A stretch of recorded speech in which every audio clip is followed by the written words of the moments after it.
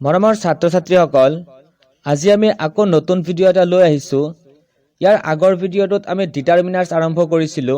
ডিটাৰমিনাৰ্ছৰ এটা পাৰ্ট আছিল আৰ্টিকল, যা এ এন দা আছিল আৰ্টিকল, আৰু এ এন দাৰ বিষয়ে আমি আলোচনা কৰিছিলো। তাত মানে আৰ্টিকল আছিল এ এন দা, তাৰ আকৌ দুটা ভাগ আছিল ইনডিফিনিট আৰু ডিফিনিট, আৰু ইনডিফিনিট আৰ্টিকল আছিল এ আৰু এন, যাৰ বিষয়ে আমি ইয়াৰ আগৰ ভিডিঅ'টোত আলোচনা কৰিছিলো।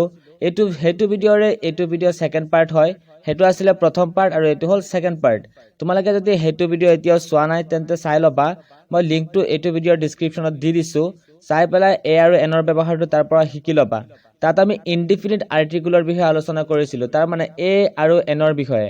এ ক'ত লিখিব লাগে, এন ক'ত লিখিব লাগে, সেই বিষয়ে আমি আলোচনা কৰিছিলো। আৰু আজিৰ ভিডিঅ'টোত আমি আলোচনা কৰিম দাৰ ব্যৱহাৰ, মানে দা আমি ক'ত লিখিব লাগে, ডিফিনিট আৰ্টিকল যাক কয়। দাক কি কয়? Definite article. আৰু এই ডিফিনিট আৰ্টিকলৰ ব্যৱহাৰ আজি আমি শিকিম। তোমালোকে প্ৰথমতে আগৰ ভিডিঅ'টো চাই ল'বা, তাৰপিছত এইটো ভিডিঅ' চাবা। মৰমৰ ছাত্ৰ-ছাত্ৰীসকল, তোমালোকে যদি মোৰ চেনেলটো এতিয়া ছাবস্ক্ৰাইব কৰা নাই তেন্তে ছাবস্ক্ৰাইব কৰি বেল আইকনটো প্ৰেছ কৰি দিবা। এনেকুৱা ধৰণৰ ভিডিঅ'বিলাক প্ৰতিদিনে পাই থাকিবা। আৰু মৰমৰ ছাত্ৰ-ছাত্ৰীসকল, তোমালোকে ভিডিঅ'বিলাক বন্ধু-বান্ধৱৰ লগত শ্বেয়াৰো কৰিবা। আশা কৰোঁ তোমালোকে ইয়াৰ পৰা কিছু উপকৃত হ'বা। এতিয়া চোৱা, আজিৰ ভিডিঅ'টো দেৰি নকৰাকৈ আৰম্ভ কৰোঁ। আজি আমি আলোচনা কৰিম দাৰ ব্যৱহাৰ, ডিফিনিট আৰ্টিকলৰ ব্যৱহাৰ। চোৱা, প্ৰথম নিয়মটো চোৱা। প্ৰথম নিয়মটোত কি ক'লে চোৱা, যে আমাৰ চাৰিটা দিশৰ নামৰ আগত সদায় দা আৰ্টিকল লিখিব লাগে। কি ক'লে? আমাৰ চাৰিটা দিশৰ নামৰ আগত সদায় দা আৰ্টিকল লিখিব লাগে। চাৰিটা দিশ, পূব, পশ্চিম, উত্তৰ, দক্ষিণ। ইয়াক ইংৰাজীত কি কয়? নৰ্থ, ইষ্ট, চাউথ আৰু ৱেষ্ট। এই চাৰিটা দিশৰ নাম আমি য'তেই নিলিখো কিয়, তাৰ আগত সদায় আমি কি লিখিম? দা লিখিব লাগিব। বুজি পাইছানে? সদায় আমি কি লিখিম? চাৰিটা দিশৰ নামৰ আগত দা লিখিম। এইটো আছিলে দাৰ ব্যৱহাৰৰ প্ৰথমটো নিয়ম। তাৰপিছত চোৱা, দ্বিতীয় নিয়মটো কি ক'লে? দ্বিতীয় নিয়মটোত কৈছে যে যিবোৰ বস্তু গোটেই বিশ্ব ব্ৰহ্মাণ্ডত মাত্ৰ এটাই আছে, বেছি নাই কিন্তু এটাই আছে, যিবোৰ বস্তু কি বিশ্ব ব্ৰহ্মাণ্ডত মাত্ৰ এটাই আছে, সেইবোৰৰ নামৰ আগত আমি কি লিখিম? সদায় দা আৰ্টিকল লিখিব লাগিব। বুজি পাইছানে? যেনে চোৱা, the sun rises in the east. চোৱা, দেজ প্ৰথমতে খালী ঠাই আছে, তাৰপিছত ছান আছে। ছান মানে কি হয়? সূৰ্য। সূৰ্য কেইটা আছেনো? এটাই আছে, গতিকে তাৰ আগত আমি কি লিখিম? দা আৰ্টিকল ব্যৱহাৰ কৰিম। আকৌ চোৱা, খালী ঠাই আৰু এটা দিছে ইয়াত। খালী ঠাইৰ পিছৰ শব্দটো কি আছে? ইষ্ট। ইষ্ট কি হয়? এটা দিশৰ নাম হয়। আৰু প্ৰথম নিয়মটোত আমাক কৈছিলে যে আমাৰ চাৰিটা দিশৰ নামৰ আগত দা আৰ্টিকল লিখিম, গতিকে ইয়াতো আমি কি লিখিম? দা আৰ্টিকলে লিখিব লাগিব। বুজি পাইছানে? তাৰ পিছৰ উদাহৰণটো চোৱা, দেজ মুন গিভছ আছ লাইট। মুন মানে কি? চন্দ্ৰ। চন্দ্ৰৰ আগত কি হ'ব? দা হ'ব। কিয় হ'ব? যিহেতু চন্দ্ৰ এটাই আছে। তাৰ পিছৰটো চোৱা, দেজ আৰ্থ ইজ ৰাউণ্ড। পৃথিৱী ঘূৰণীয়া। পৃথিৱী কেইটা আছে? এটাই আছে, গতিকে তাৰ আগতো কি হ'ব? দা হ'ব। একেদৰে স্কাই, স্কাইও এটা আছে, স্কাই মানে আকাশ, তাৰ আগতো দা হ'ব। বুজি পাইছানে? প্ৰথম নিয়মটোত কি কৈছিলে? চাৰিটা দিশৰ নামৰ আগত দা হ'ব। আৰু দ্বিতীয়টোত কি ক'লে? যিবোৰ বস্তু সংখ্যাত মাত্ৰ এটা, তাৰ আগত কি হ'ব? দা লিখিব লাগিব। তাৰপিছত চোৱা, 3 নম্বৰ নিয়মটো। 3 নম্বৰ নিয়মটোত কৈছে বিখ্যাত প্ৰসাদ বা অট্টালিকাৰ নামৰ আগত সদায় আমি দা আৰ্টিকল ব্যৱহাৰ কৰিব লাগে। বিখ্যাত প্ৰসাদ বা অট্টালিকা, তাৰমানে যিবিলাক বিল্ডিং বা যিবিলাক ঘৰ তোমাৰ একদম বিশ্ববিখ্যাত হয়, চবেই চিনি পায়, সেইবিলাকৰ নামৰ আগত কি লিখিবা? সদায় দা আৰ্টিকল লিখিব লাগিব। বুজি পাইছানে? যেনে চোৱা, আই হেভ চিন দেজ তাজমহল। তাজমহল কেইটা আছে? আছেতো এটাই, আৰু বিশ্ববিখ্যাত হয়। যিহেতু বিশ্ববিখ্যাত এটা বিল্ডিং হয়, গতিকে তাৰ আগত আমি কি লিখিম? দা আৰ্টিকল লিখিম। বুজি পাইছা? একেদৰে চোৱা, দা ৰেড ফৰ্ট হ'ব, দা হোৱাইট হাউচ, দা বুৰ্জ খালিফা, দা কুতুব মিনাৰ, এইবিলাকৰ নামৰ আগত সদায় আমি কি লিখিম? দা আৰ্টিকল ব্যৱহাৰ কৰিম। বুজি পালানে? তাৰ পিছৰটো চোৱা, 4 নম্বৰ নিয়মটোত কি কৈছে চোৱা, পুৰণি গ্ৰন্থ, ধৰ্মগ্ৰন্থ আদিৰ নামৰ আগত সদায় আমি কি লিখিব লাগিব? দা আৰ্টিকল ব্যৱহাৰ কৰিব লাগিব। যিবোৰ বহুত পুৰণি কিতাপ, যিবোৰ আমাৰ ধৰ্মপুথি, ধৰ্মৰ যিবিলাক গ্ৰন্থ, সেইবিলাকৰ নামৰ আগত আমি কি লিখিম? সদায় দা আৰ্টিকল লিখিম। যেনে চোৱা, my father is reading these Ramayana. Ramayana কি হয়? বহুত পুৰণি এখন গ্ৰন্থ হয়, গতিকে তাৰ আগত কি হ'ব? দা আৰ্টিকল ব্যৱহাৰ কৰিব লাগিব। বুজি পাইছানে? পুৰণি গ্ৰন্থ বা ধৰ্মৰ গ্ৰন্থৰ আগত কি লিখিবা? সদায় দা আৰ্টিকল লিখিবা। একেদৰে চোৱা, দা কুৰাণ হ'ব, দা বাইবেল হ'ব, দা গীতা হ'ব, এইবিলাক যিহেতু একোটা ধৰ্মৰ গ্ৰন্থ। দা মহাভাৰত হ'ব, মহাভাৰতো কি হয়? বহুত পুৰণি গ্ৰন্থ হয়। বুজি পাইছানে 4 নম্বৰ নিয়মটো? তাৰপিছত চোৱা, 5 নম্বৰ নিয়মটোত কি ক'লে?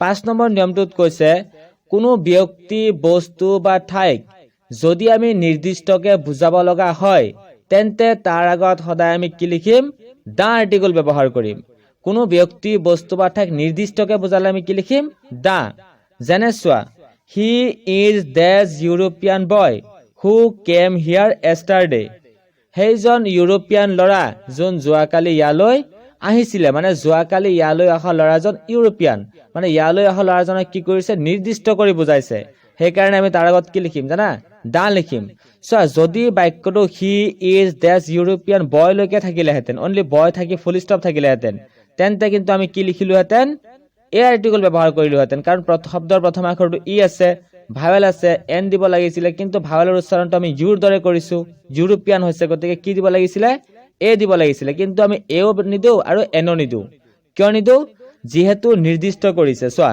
হু কেম হিয়াৰ এষ্টাৰডে যোৱাকালি ইয়ালৈ অহা ল'ৰাজন মানে যোৱাকালি ইয়ালৈ অহা ল'ৰাজনক কি কৰিছে নিৰ্দিষ্ট কৰি গৈছে গতিকে আমি কি লিখিম দা আৰ্টিকল লিখিম বুজি পাইছানে বাক্যটো তাৰ পিছৰটো চোৱা this is that room I work in এইটো চোৱা যদি থাকিলহেঁতেন দিছ ইজ দ্যাট ৰুম লৈকে থাকিলে আমি লিখিলোহেঁতেন এ আৰ্টিকল যিহেতু কনচনেণ্ট আছে কিন্তু কি ক'লে আমি দা লিখিম কিয় লিখিম দা চোৱা this is the room I work in সেই ৰুমটো য'ত মই কাম কৰোঁ তাৰমানে মই কাম কৰা ৰুমটো কি কৰিছে নিৰ্দিষ্ট কৰি গৈছে বুজি পাইছানে সেইকাৰণে আমি ইয়াত কি লিখিম দা আৰ্টিকল ব্যৱহাৰ কৰিম বুজি পালানে 5 নম্বৰ নিয়মটো অলপ ভালকে চাবা বাৰে বাৰে চাবা যদি বুজি পোৱা নাই ভালকে বুজি ল'বা আৰু লিখা নাই যদি বহিত লিখি ল'বা তাৰ পিছত চোৱা 6 নম্বৰ নিয়মটো 6 নম্বৰ নিয়মটোত কৈছে যে সুপাৰলেটিভ ডিগ্ৰী এডজেক্টিভৰ আগত সদায় আমি দা আৰ্টিকল ব্যৱহাৰ কৰিব লাগিব তোমালোকে ডিগ্ৰী কৰিছানে পজিটিভ কম্পাৰেটিভ আৰু সুপাৰলেটিভ ডিগ্ৰী তিনি প্ৰকাৰৰ আছিলে যদি কৰা নাই মই ইয়াৰ পিছত তোমালোকৰ কাৰণে ভিডিঅ' লৈ আহিম ডিগ্ৰীৰ ওপৰত তোমালোকে চাই ল'বা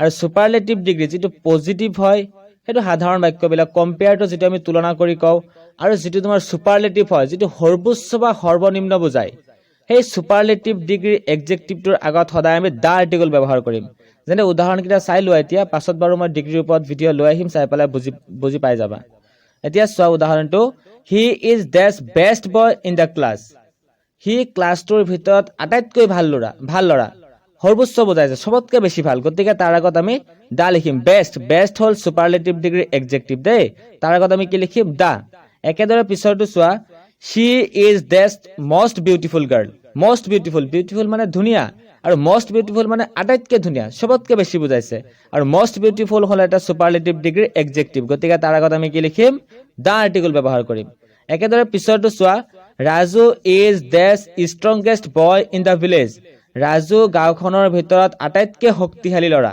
ৰাজুক কি কৈছে আটাইতকৈ শক্তিশালী গতিকে ষ্ট্ৰং মানে শক্তিশালী আৰু ষ্ট্ৰংগেষ্ট মানে আটাইতকৈ শক্তিশালী এইটো এটা সুপাৰলেটিভ ডিগ্ৰী এডজেক্টিভ গতিকে তাৰ আগত কি হ'ব দা আৰ্টিকল লিখিব লাগিব বুজি পাইছানে ডিগ্ৰীৰ ওপৰত যেতিয়া ভিডিঅ' লৈ আহিম তেতিয়া ভালকে বুজি পাই যাবা বাৰু আৰু অলপ ভালকে চাবা ভিডিঅ'বিলাক বুজি পাবা তাৰ পিছৰটো চোৱা তাৰ পিছৰ নিয়মটোত কি ক'লে চোৱা শুনি ভালকে বুজিবা যে মানুহৰ নামৰ আগত কেতিয়াও কিন্তু আমি দা আৰ্টিকল লিখিব নালাগে কিন্তু যদি কোনো ব্যক্তিক বেলেগ এজন ব্যক্তিৰ লগত আমি তুলনা কৰো তেন্তে সেই তুলনা কৰা ব্যক্তিজনৰ নামৰ আগতহে আমি দা আৰ্টিকল ব্যৱহাৰ কৰিব লাগিব কোনো এজন ব্যক্তিক আন এজনৰ লগত যেতিয়া তুলনা কৰিম যাৰ লগত আমি তুলনা কৰিম তেওঁৰ নামৰ আগতহে আমি দা আৰ্টিকল লিখিম বুজি পাইছানে যাৰ লগত তুলনা কৰা হ'ব তেওঁৰ নামৰ আগতহে আমি দা আৰ্টিকল লিখিব লাগিব যেনে চোৱা Rajanikanta Bordoloi is called the Scott of Assam কি কৈছে ৰজনীকান্ত বৰদলৈক অসমৰ স্কট বুলি কয় কিছুমানে অসমৰ স্কট বুলি তেওঁক মাতে বা কয়